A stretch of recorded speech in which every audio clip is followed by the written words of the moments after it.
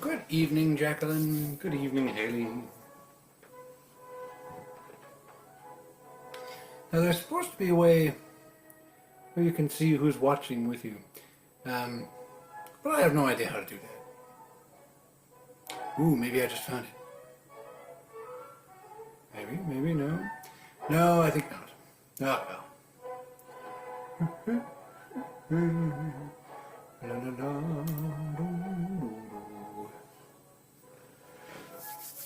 Hello, Jen Rush.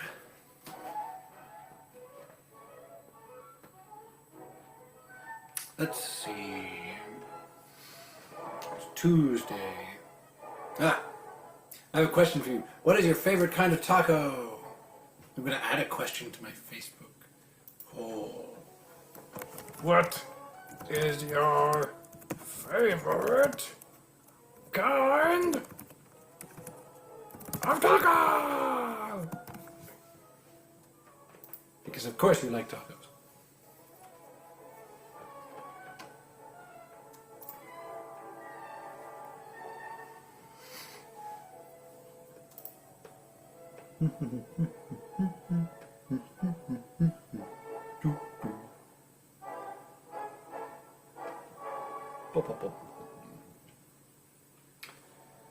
All right. We seem to be going along just fine. You're making tacos for dinner tonight? Ah, nice. What kind of fish are you using? Are you making fish tacos?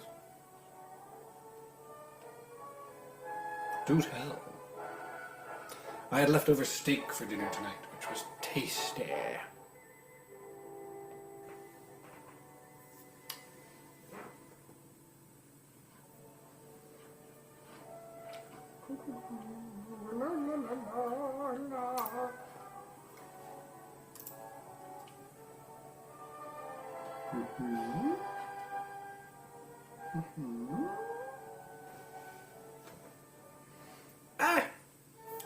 Tacos are one of those things. It's like you can make them really fancy and they're delicious, but you can also make really nice, simple tacos, and they're still wonderful. So I don't judge. I think I turned myself around here. Well, that's better. But now there we go. Now you are no longer looking at the back of the book tripod. Doo-doo-doo-doo-doo.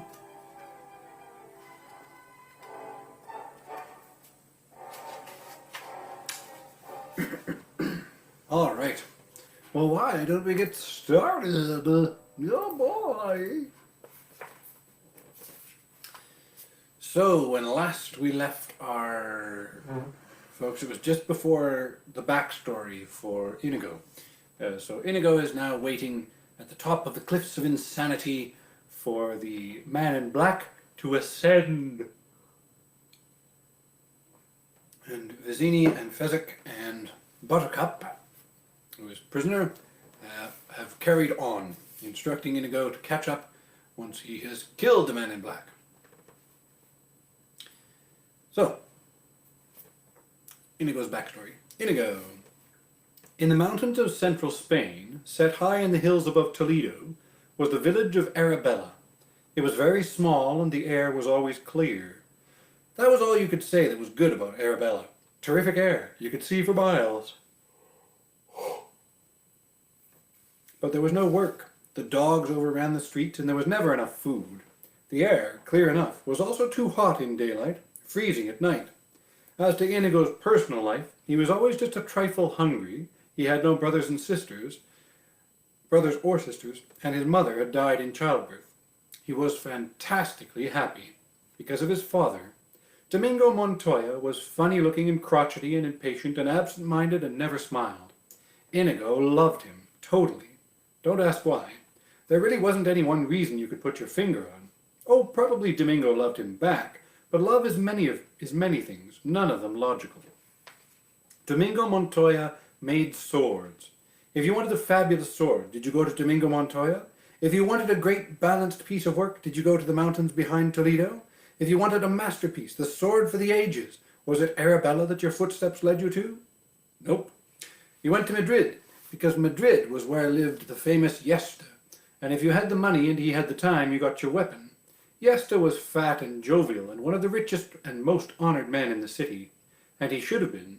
He made wonderful swords, and noblemen bragged to each other when they owned an original Yesta. But sometimes, not often, mind you, maybe once a year, maybe less, a request would come in for a weapon that was more than even Yesta could make. When that happened, did Yesta say, "Alas, I am sorry, I cannot do it"? Nope. What he said was, "Of course, I'd be delighted. 50% down payment, please, the rest before delivery. Come back in a year, thank you very much." The next day, he would set out for the hills behind Toledo. "So, Domingo," Yesta would call out when he reached Inigo's father's hut. "So, Yesta," Domingo Montoya would return from the hut doorway.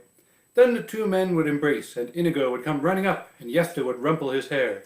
And then... Sorry, yawns are back again. And Yesta would rumple his hair, and then Inigo would make tea while the two men talked. "I need you," Yesta would always begin. Domingo would grunt. "This very week I have accepted a commission to make a sword for a member of the Italian nobility. It is to be jewel encrusted at the handle, and the jewels are to spell out the name of his present mistress and..." No. That single word, and that alone. But it was enough. When Domingo Montoya said no, it meant nothing else but.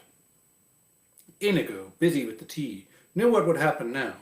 Yesta would use his charm. No. Yesta would use his wealth. No. His wit, his wonderful gift for persuasion. No. He would beg, entreat, promise, pledge. No. Insults, threats. No. Finally, genuine tears. No. More tea, Yesta? Perhaps another cup, thank you. Then big. Why won't you?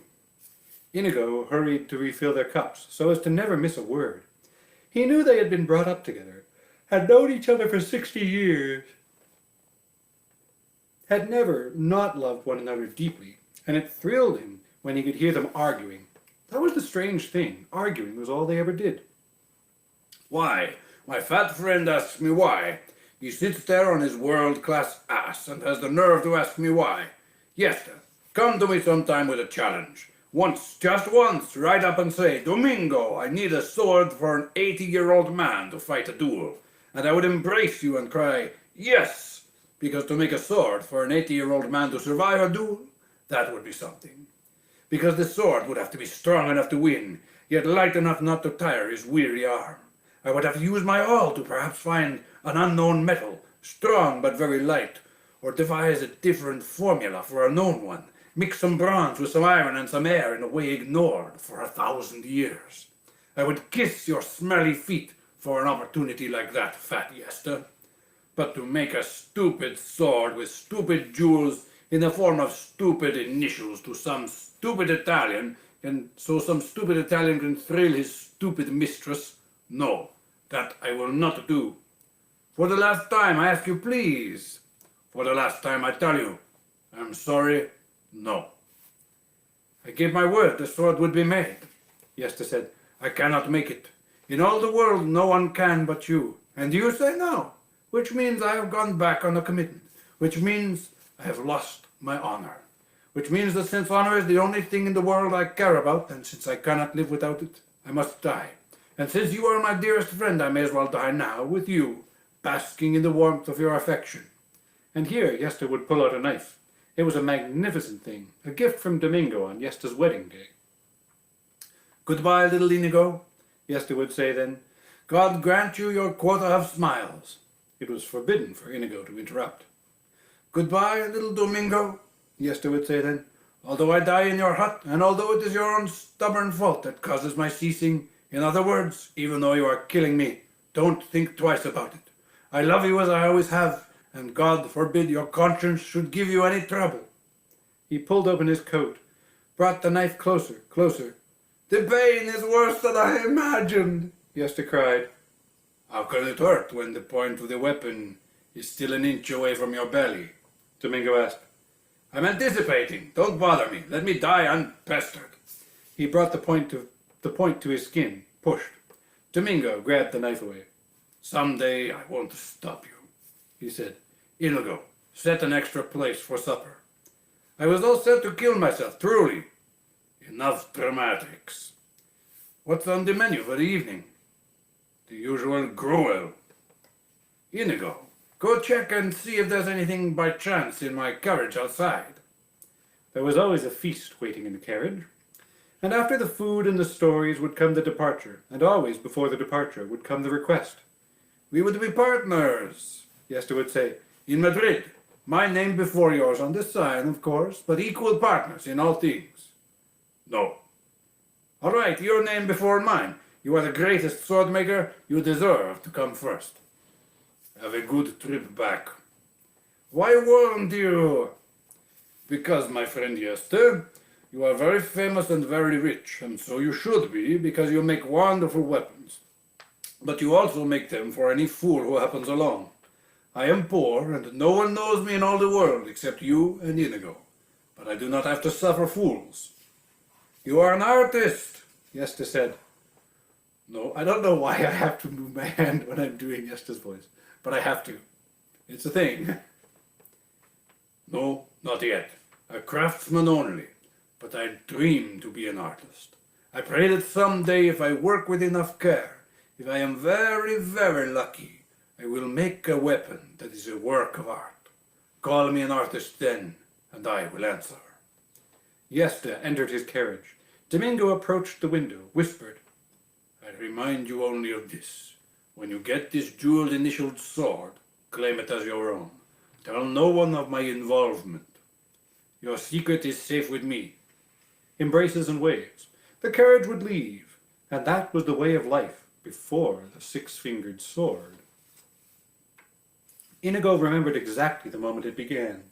He was making lunch for them. His father always, from the time he was 6, let him do the cooking, when a heavy knocking came on the hut door.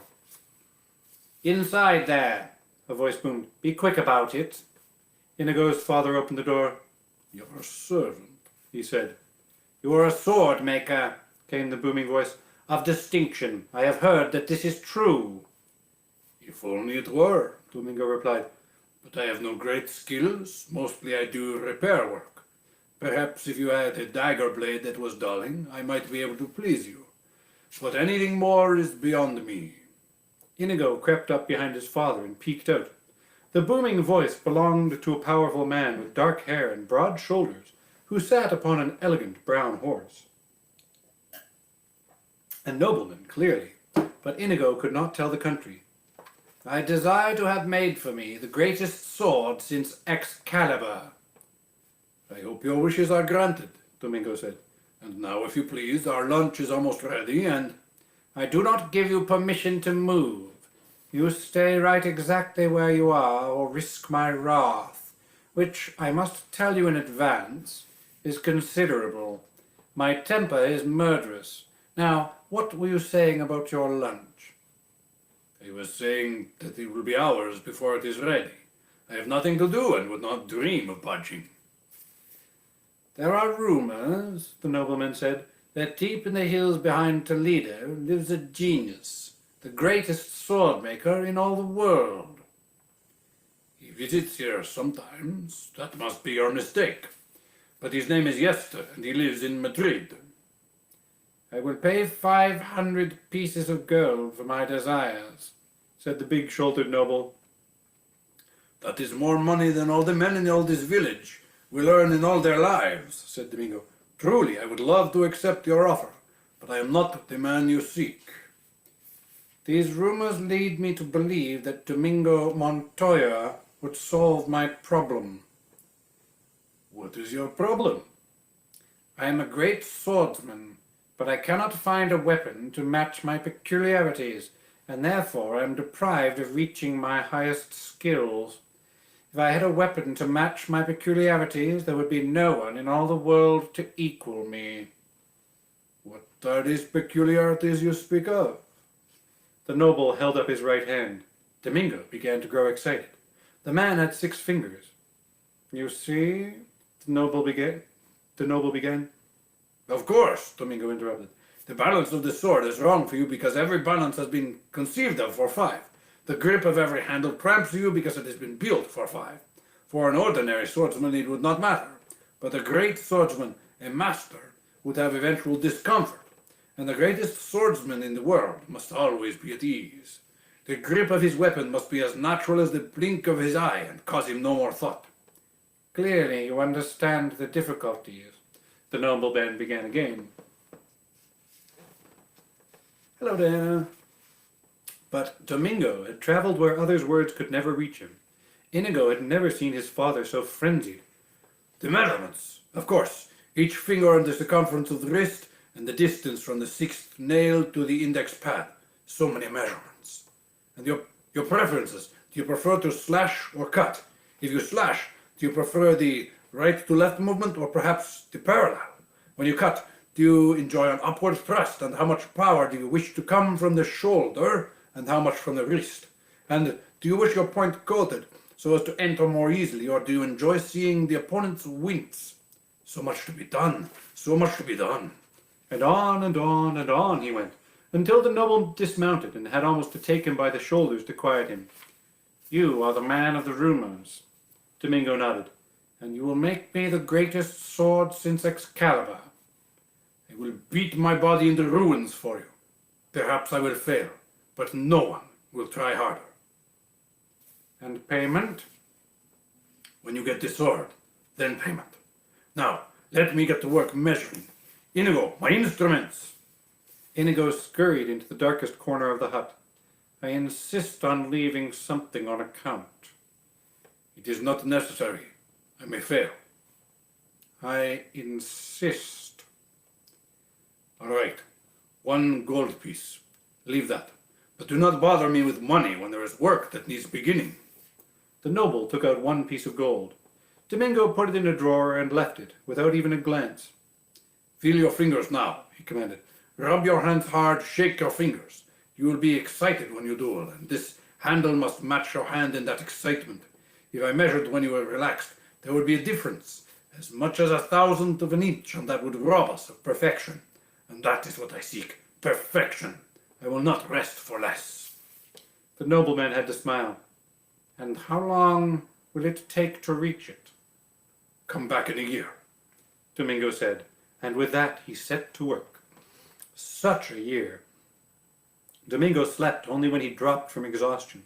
He ate only when Inigo would force him to. He studied, fretted, complained. He never should have taken the job. It was impossible. The next day he would be flying. He never should have taken the job. It was too simple to be worth his labors. Joy to despair, day to day, hour to hour. Sometimes Inigo would wake to find him weeping. What is it, father? It is that I cannot do it. I cannot make this sword. I cannot make my hands obey me. I would kill myself, except what would you do then? Go to sleep, father.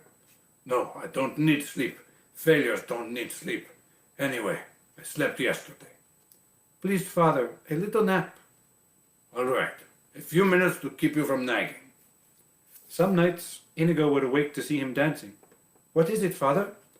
It is that I have found my mistakes, corrected my misjudgments. Then it will be done soon, father? It will be done tomorrow, and it will be a miracle. You are wonderful, father. I'm more wonderful than wonderful. How dare you insult me? But the next day, more tears. What is it now, father? The sword, I cannot make this sword. But last night, father, you said you had found your mistakes. I was mistaken. Tonight I found new ones, worse ones. I am the most wretched of creatures. Say you wouldn't mind it if I killed myself so I could end this existence. But I would mind, father. I love you, and I would die if you stopped breathing. You don't really love me. You're only speaking pity. Who could pity the greatest sword maker in the history of the world? Thank you, Inigo. You're welcome, father. I love you back, Inigo. Sleep, father. Yes, sleep. A whole year of that. A year of the handle being right, but the balance being wrong. Of the balance being right, but the cutting edge too dull. Of the cutting edge sharpened, but that threw the balance off again. Of the balance returning, but now the point was fat. Of the point regaining sharpness, only now the entire blade was too short, and it all had to go, all had to be thrown out, all had to be done again. Again. Domingo's health began to leave him. He was always fevered now, but he forced his frail shell on, because this had to be the finest since Excalibur. Domingo was battling legend, and it was destroying him. Such a year. One night, Inigo woke to find his father seated, staring, calm. Inigo followed the stare. The six-fingered sword was done. Even in the hut's darkness it glistened. At last, Domingo whispered. He could not take his eyes from the glory of the sword. After a lifetime, Inigo, I am an artist. The big-shouldered nobleman did not agree. When he returned to purchase the sword, he merely looked at it a moment. Not worth waiting for, he said. Inigo stood in the corner of the hut, watching, holding his breath. You are disappointed? Domingo could scarcely get the words spoken. I'm not saying it's trash, you understand, the nobleman went on, but it's certainly not worth 500 pieces of gold. I'll give you 10, it's probably worth that. Wrong, Domingo cried. It is not worth 10. It's not worth even 1. Here! And he threw open the drawer, where the 1 gold piece had lain untouched the year. The gold is yours, all of it. You have lost nothing. He took back the sword and turned away. I'll take the sword, the nobleman said. I didn't say I wouldn't take it. I only said I would pay what it was worth. Domingo whirled back, eyes bright. You quibbled, you haggled. Art was involved and you saw only money. Beauty was here for the taking, and you saw only your fat purse. You have lost nothing. There is no more reason for your remaining here. Please go. The sword, the noble said. The sword belongs to my son, Domingo said. I give it to him now. It is forever his. Goodbye. You're a peasant and a fool, and I want my sword. You are an enemy of art, and I pity your ignorance, Domingo said. They were the last words he ever uttered. The nobleman killed him then, with no warning. A flash of the nobleman's sword, and Domingo's heart was torn to pieces.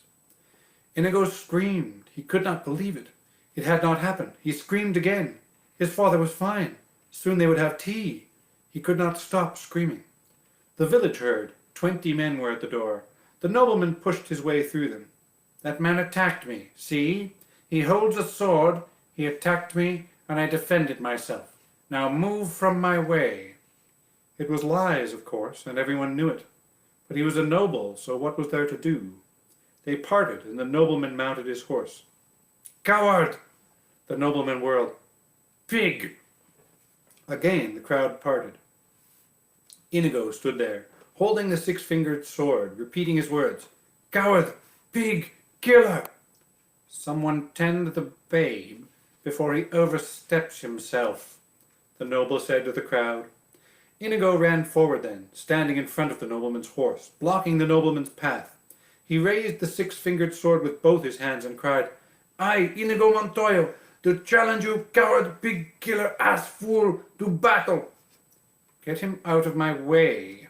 Move the infant. The infant is 10, and he stays, Inigo said. Enough of your family is dead for one day. Be content, said the noble. When you beg me for your breath, then I shall be contented. Now dismount. The nobleman dismounted. Draw your sword. The nobleman unsheathed his killing weapon. I dedicate your death to my father, Inigo said. Begin. They began. It was no match, of course. Thank you very much, Lindsay. It was no match, of course. Inigo was disarmed in less than a minute. But for the first 15 seconds or so, the noble was uneasy. During those 15 seconds, strange thoughts crossed his mind. For even at the age of 10, Inigo's genius was there. Disarmed, Inigo stood very straight. He said not a word, begged nothing. I'm not going to kill you, the nobleman said, because you have talent and you're brave. But you're also lacking in manners, and that's going to get you in trouble if you're not careful. So I shall help you as you go through life, by leaving you with a reminder that bad manners are to be avoided. And with that, his blade flashed 2 times.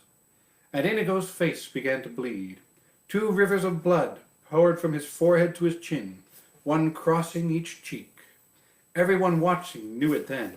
The boy was scarred for life. Inigo would not fall. The world went white behind his eyes, but he would not go to ground. The blood continued to pour. The nobleman replaced his sword, remounted, rode on. It was only then that Inigo allowed the darkness to claim him. He awoke to Yesta's face. "I was beaten," Inigo whispered. "I failed him." Yesta could only say, "Sleep." Inigo slept. The bleeding stopped after a day, and the pain stopped after a week. They buried Domingo, and for the first and last time, Inigo left Arabella. His face bandaged, he rode in Yesta's carriage to Madrid, where he lived in Yesta's house, obeying Yesta's commands. After a month, the bandages were removed, but the scars were still deep red. Eventually they softened some, but they always remained the chief features of Inigo's face, the giant parallel scars running one on each side, from temple to chin. For 2 years, Yesta cared for him. Then one morning, Inigo was gone. In his place were 3 words: "I must learn," on a note pinned to his pillow. Learn? Learn what? What existed beyond Madrid that the child had to commit to memory? Yesta shrugged and sighed. It was beyond him. There was no understanding children anymore.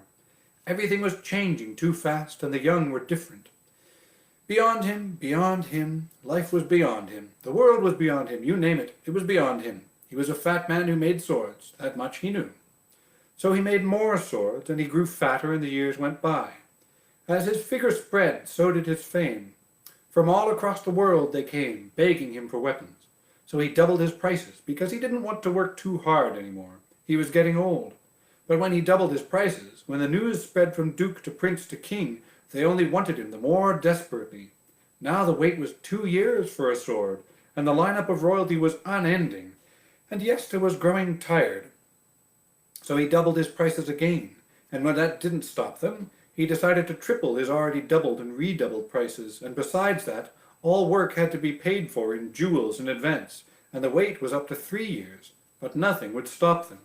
They had to have swords by Yesta, or nothing, and even though the work on the finest was nowhere what it once was, Domingo, after all, no longer could save him. The silly rich man didn't notice. All they wanted was his weapons, and they fell over each other with jewels for him. Yesta grew very rich, and very heavy. Every part of his body sagged. He had the only fat thumbs in Madrid. Dressing took an hour, breakfast the same, everything went slowly. But he could still make swords, and people still craved them. "I'm sorry," he said to the young Spaniard who entered his shop one particular morning. "The wait is up to 4 years, and I'm even I am embarrassed to mention the price. Have your weapon made by another." "I have my weapon," the Spaniard said, and he threw the 6-fingered sword across Yesta's workbench. Such embraces! "Never leave again," Yesta said. "I eat too much when I'm lonely." "I cannot stay," Inigo told him. "I'm only here to ask you one question. As you know, I have spent the last 10 years learning. Now I have come for you to tell me if I'm ready." "Ready? For what? What in the world have you been learning?" "The sword." "Madness," said Yesta. "You have spent 10 entire years just learning to fence?"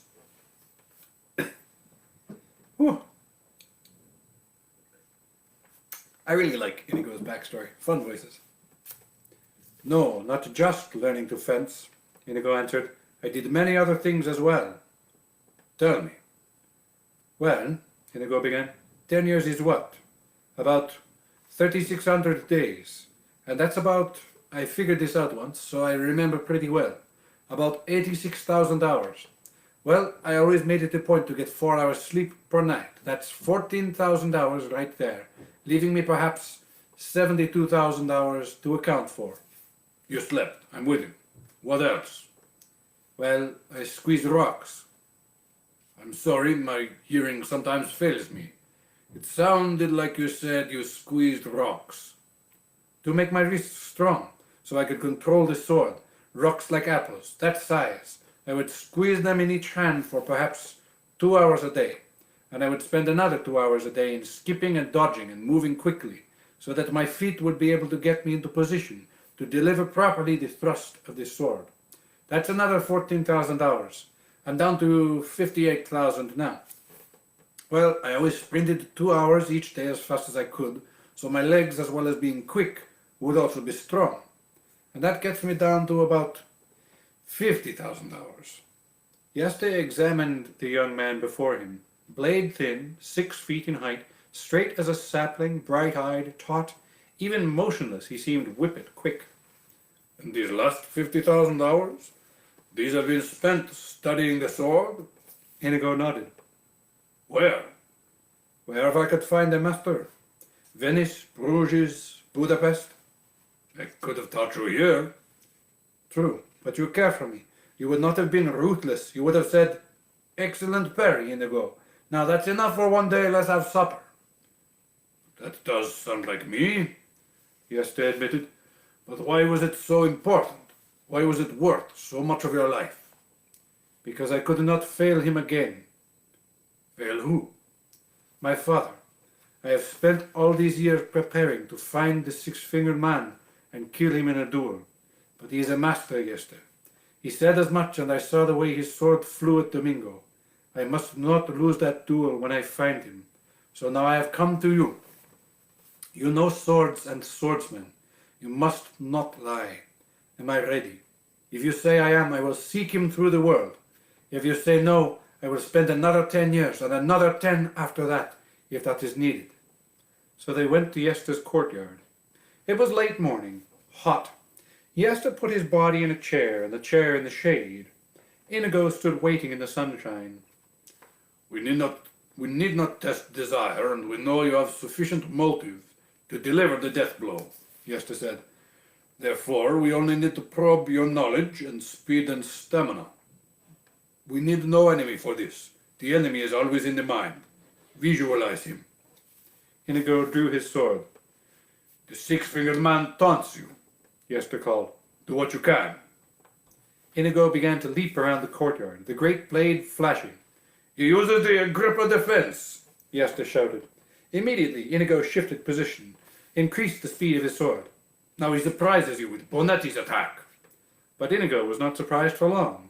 Again his feet shifted. He moved his body a different way. Perspiration was pouring down his thin frame now, and the great blade was blinding. Yeste continued to shout.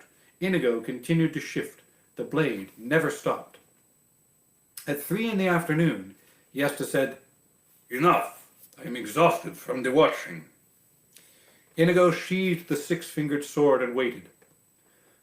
You wish to know if I feel you are ready to duel to the death. A man ruthless enough to kill your father, rich enough to buy protection, older and more experienced, an acknowledged master.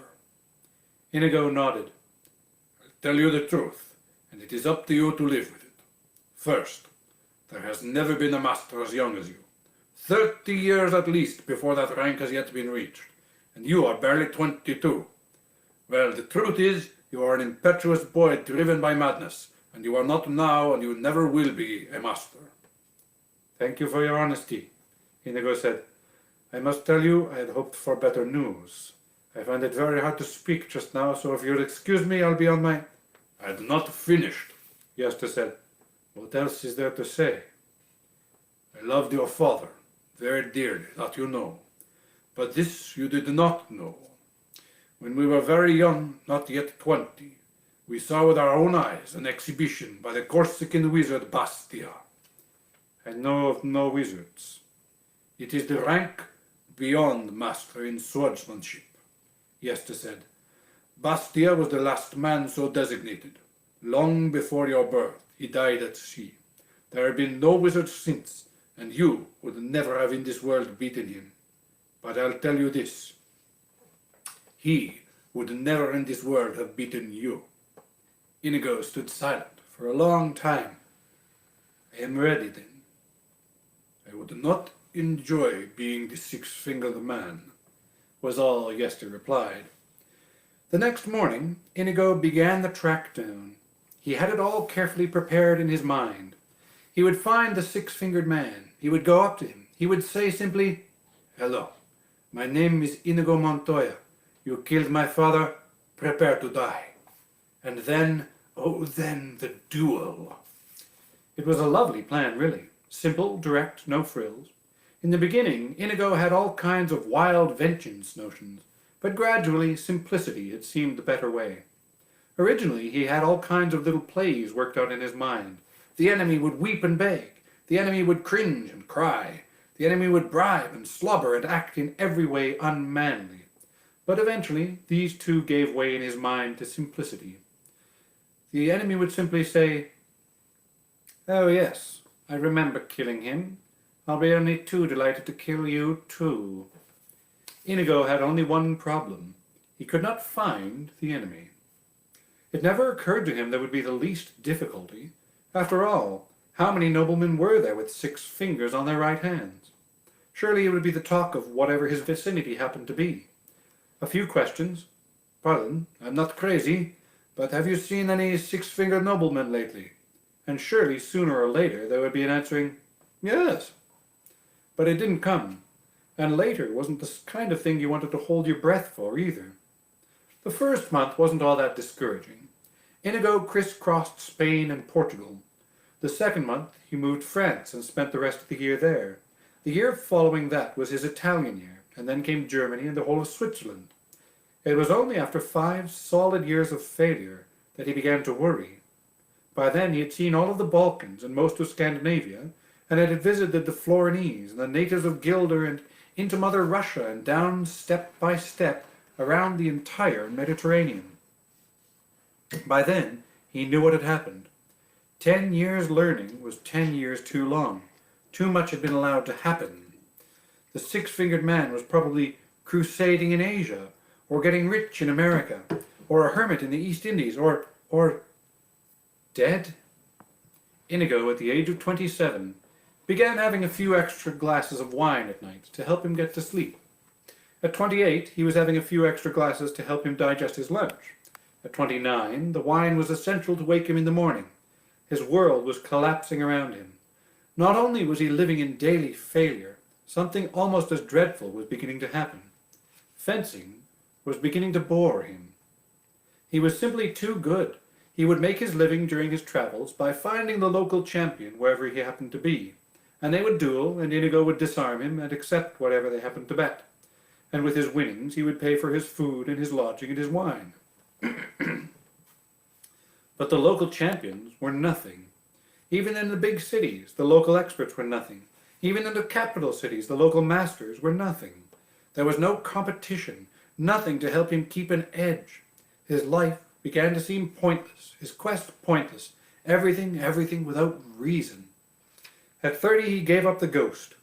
He stopped his search, forgot to eat, slept only on occasion. He had his wine for company, and that was enough. He was a shell. The greatest fencing machine since the Corsican wizard was barely even practicing the sword. He was in that condition when the Sicilian found him. At first, the little hunchback only supplied him with stronger wine, but then, through a combination of praise and nudging, the Sicilian began to get him off the bottle, because the Sicilian had a dream. With his guile, plus the Turk's strength, plus the Spaniard's sword, they might become the most effective criminal organization in the civilized world, which is precisely what they became. In dark places, their names whipped sharper than fear. Everyone had needs that were hard to fulfill. The Sicilian crowd, 2 was company, 3 a crowd, even then, became more and more famous and more rich. Nothing was beyond or beneath them. Inigo's blade was flashing again, more than ever like lightning. The Turk's strength grew more prodigious with the months. But the hunchback was the leader. There was never doubt. Without him, Inigo knew where he would be, on his back begging wine in some alley entrance. The Sicilian's word was not just law, it was gospel. So when he said, "Kill the man in black," all other possibilities ceased to exist. The man in black had to die. Inigo paced the cliff edge, fingers snapping. 50 feet below him now, the man in black still climbed. Inigo's impatience was beginning to bubble beyond control. He stared down at the slow progress. Find a crevice, jam in the hand. Find another crevice, jam in the other hand. 48 feet to go. Inigo slapped his sword handle, and his finger snapping began to go faster. He examined the hooded climber, half hoping he would be six-fingered. But no, this one had the proper accompaniment of digits. 47 feet to go now. Now 46. "Hello there," Inigo hollered when he could wait no more. The man in black glanced up and grunted. "I've been watching you." The man in black nodded. "Slow going," Inigo said. "Look, I don't mean to be rude," the man in black said finally, "but I'm rather busy just now, so try not to distract me." "I'm sorry," Inigo said. The man in black grunted again. "I don't suppose you could speed things up," Inigo said.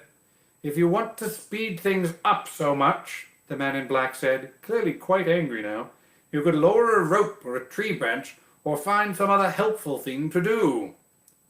"I could do that," Inigo agreed, "but I don't think you would accept my help, since I'm only waiting up here so that I can kill you."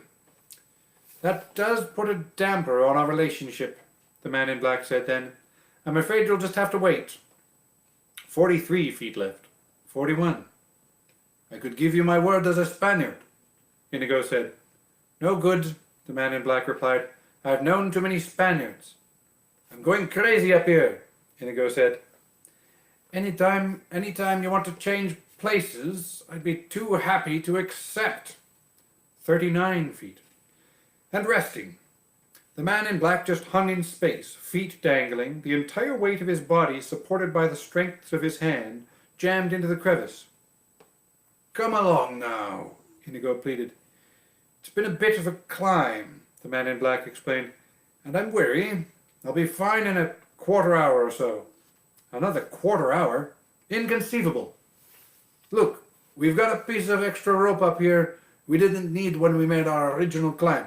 I'll just drop it down to you, and you grab hold and I'll pull and—" "No good," the man in black repeated. "You might pull, but then again you might also just let go, which, since you're in a hurry to kill me, would certainly do the job quickly." "But you wouldn't have ever known I was going to kill you if I hadn't been the one to tell you. Doesn't that let you know I can be trusted?" "Frankly, and I hope you won't be insulted, no. There's no way you'll trust me. Nothing comes to mind." Suddenly, Inigo raised his right hand high. "I swear on the soul of Domingo Montoya, you will reach the top alive." The man in black was silent for a long time. Then he looked up. "I do not know this Domingo of yours, but something in your tone says I must believe you. Throw me the rope." Inigo quickly tied it around a rock, dropped it over. The man in black grabbed hold, hung suspended alone in space. Inigo pulled. In a moment, the man in black was beside him. "Thank you," the man in black said, and he sank down on the rock. Inigo sat alongside him. "We'll wait until you're ready," he said. The man in black breathed deeply. "Again, thank you. Why have you followed us? You carry baggage of much value. We have no intention of selling. That's your business." "And yours? And yours?" The man in black made no reply. Inigo stood and walked away, surveying the terrain over which they would battle. It was a splendid plateau, really, filled with trees for dodging around, and roots for tripping over, and small rocks for losing your balance on, and boulders for leaping off if you could climb on them fast enough, and bathing everything, the entire spot, moonlight. One could not ask for a more suitable testing ground for a duel, Inigo decided. It had everything, including the marvelous cliffs at one end, beyond which was the wonderful 1,000-foot drop, always something to bear in mind when one was planning tactics.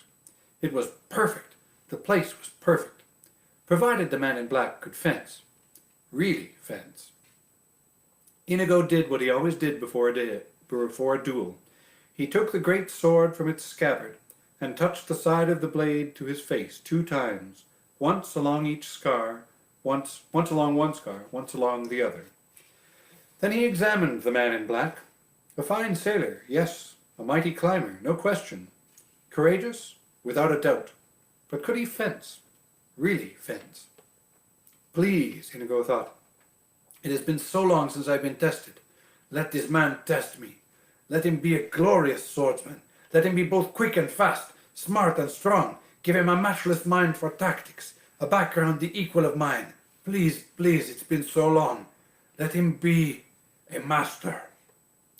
I have my breath back now, the man in black said from the rock. Thank you for allowing me my rest. We'd best get on with it then, Inigo replied. The man in black stood. You seem like a decent fellow, Inigo said. I hate to kill you. You seem like a decent fellow, answered the man in black. I hate to die. But one of us must, Inigo said. Begin. And so saying, he took the six-fingered sword and put it into his left hand. He had begun all his duels left-handed lately. It was good practice for him, and although he was the only living wizard in the world with his regular hand, the right, still he was more than worthy with his left. Perhaps 30 men alive were his equal when he used his left, perhaps as many as 50, perhaps as few as 10. The man in black was also left-handed, and that warmed Inigo. It made things fairer. His weakness against the other man's strength, all to the good. They touched swords, and the man in black immediately began the Agrippa defense, which Inigo felt was sound, considering the rocky terrain, for the Agrippa kept the feet stationary at first, and made the chances of slipping minimal. Naturally, he countered with Capoferro, which surprised the man in black, but he defended well, quickly shifting out of the Agrippa, and taking the attack himself using the principles of Tybalt. Inigo had to smile. No one had taken the attack against him in so long, and it was thrilling. He let the man in black advance, let him build up courage, retreating gracefully between some trees, letting his Bonetti defense keep him safe from harm. Then his legs flicked, and he was behind the nearest tree, and the man in black had not expected it and was slow reacting. Inigo flashed immediately out from the tree, attacking himself now. And the man in black retreated, stumbled, got his balance, continued moving away. Inigo was impressed with the quickness of the balance return. Most men the size of the man in black would have gone down, or at the least fallen to one hand. The man in black did neither. He simply quick-stepped, wrenched his body erect, continued fighting. They were moving parallel to the cliffs now, and the trees were behind them mostly. The man in black was slowly being forced toward a group of large boulders, for Inigo was anxious to see how well he moved when quarters were close, when you could not thrust or parry with total freedom. He continued to force, and then the boulders were surrounding them. Inigo suddenly threw his body against a nearby rock, rebounded off it with stunning force, lunging with incredible speed. First blood was his. He had pinked the man in black, grazed him only, along the left wrist. A scratch was all, but it was bleeding. Immediately the man in black hurried his retreat, getting his position away from the boulders, getting out into the open of the plateau. Inigo followed, not bothering to try to check the other man's flight. There would always be time for that later. Then the man in black launched his greatest assault. It came with no warning, and the speed and strength of it was terrifying. His blade flashed in the light again and again, and at first Inigo was only too delighted to retreat. He was not entirely familiar with the style of the attack.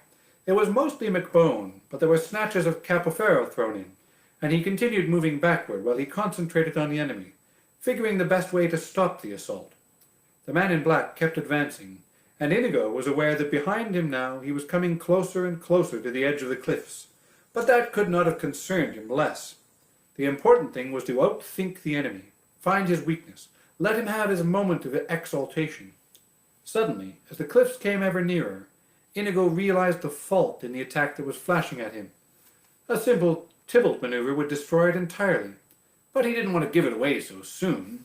Let the other man have the triumph a little longer. Life allowed so few. The cliffs were very close behind him now. Inigo continued to retreat. The man in black continued advancing. Then Inigo countered with the Tybalt, and the man in black blocked it. He blocked it. Inigo repeated the Tybalt move again, and it didn't work again. He switched to Capoferro. He tried Bonetti. He went to Fabri. In desperation, he began a move used only twice by Sanct. Nothing worked. The man in black kept attacking, and the cliffs were almost there. Inigo never panicked, never came close, but he decided some things very quickly, because there was no time for long consultations, And what he decided was that although the man in black was slow in reacting to moves behind trees, and not much good at all amidst boulders when movement was restricted, yet out in the open, where there was space, he was a terror. A left-handed, black-masked terror. "You are most excellent," he said. His rear foot was at the cliff edge. He could retreat no more. "Thank you," the man in black replied. "I worked very hard to become so." "You are better than I am," Inigo admitted. "So it seems, but if that is true, then why are you smiling?" "Because," Inigo answered, "I know something you don't know." "And what is that?" asked the man in black. "I am not left-handed," Inigo replied, and with those words he all but threw the six-fingered sword into his right hand, and the tide of battle turned. The man in black retreated before the slashing of the great sword. He tried to sidestep, tried to parry, tried to somehow escape the doom that was now inevitable, but there was no way. He could block 50 thrusts. The 51st flicked through, and now his left arm was bleeding. He could thwart 30 riposts, but not the 31st, and now his shoulder bled. The wounds were not yet grave, but they kept on coming as they dodged across the stones. And then the man in black found himself amidst the trees, and that was bad for him, so he all but fled before Inigo's onslaught. And then he was in the open again. But Inigo kept coming. Nothing could stop him. And then the man in black was back among the boulders, and that was even worse for him than the trees, and he shouted out in frustration and practically ran to where there was open space again. But there was no dealing with the wizard, and slowly again the deadly cliffs became a factor in the fight. Only now it was the man in black who was being forced to doom. He was brave and he was strong, and the cuts did not make him beg for mercy, and he showed no fear behind his black mask. "You are amazing," he cried, as Inigo increased the already blinding speed of the blade. "Thank you. It has not come without effort." The death moment was at hand now. Again and again Inigo thrust forward, and again the man in black managed to ward off the attacks. But each time it was harder, and the strength in Inigo's wrists was endless, and he only thrust the more fiercely, and soon the man in black grew weak. "You cannot tell it," he said then, "because I wear a cape and mask. But I am smiling now." "Why?" "Because I'm not left-handed either," said the man in black, and he too switched hands, and now the battle was finally joined, and Inigo began to retreat. "Who are you?" he screamed. "No one of import. Another lover of the blade." "I must know." "Get used to disappointment." They flashed along the open plateau now, and the blades were both invisible, but oh, the earth trembled, and oh, the sky shook, and Inigo was losing. He tried to make for the trees, but the man in black would have none of it. He tried retreating to the boulders, but that was denied him too. And in the open, unthinkable as it was, the man in black was superior. Not much, but in a multitude of tiny ways, he was of a slightly higher quality, a hair quicker, a fraction stronger, a speck faster, not really much at all. But it was enough. They met in the center plateau for the final assault. Neither man conceded anything. The sound of metal clashing metal rose. A final burst of energy flew through Inigo's veins, and he made every attempt, tried every trick, used every hour of every day of his years of experience. But he was blocked by the man in black. He was shackled by the man in black. He was baffled, thwarted, muzzled, beaten by the man in black. A final flick, and the great six-fingered sword went flying from his hand. Inigo stood there helpless. Then he dropped to his knees, bowed his head, closed his eyes. "Do it quickly," he said. "May my hands fall from my wrists before I kill an artist like yourself," said the man in black. "I would as soon destroy Da Vinci. However," and here he clubbed Inigo's head with the butt of his sword, "since I can't have you following me either, please understand that I hold you in the highest respect." He struck one more time, and the Spaniard fell unconscious. The man in black quickly tied Inigo's hands around a tree and left him there, for the moment, sleeping and helpless. Then he sheathed his sword, picked up the Sicilian's trail, and ran into the night. All right. I think we will leave it there, because we're pretty much out of time, and tomorrow we'll get into the battle with Fezzik. Thank you for listening. Hopefully you enjoyed that. I enjoy reading it. That was a fun chunk of book to read. We're on page 133. I really like when I get to do interesting voices, and that was a fun section. Hey, John Voth is on the stream. My buddy John Voth is doing a fabulous read aloud of Harry Potter. You should check it out on Instagram and or YouTube. Look up John Voth, Harry Potter. You will thank me and you will thank John because it's amazing. Anyway, stay safe, stay healthy. I'm glad you are all tuning in. I will see you tomorrow. I just remembered I have to post yesterday's episode up. I will save this one and I will post that up on YouTube a little later tonight or early tomorrow.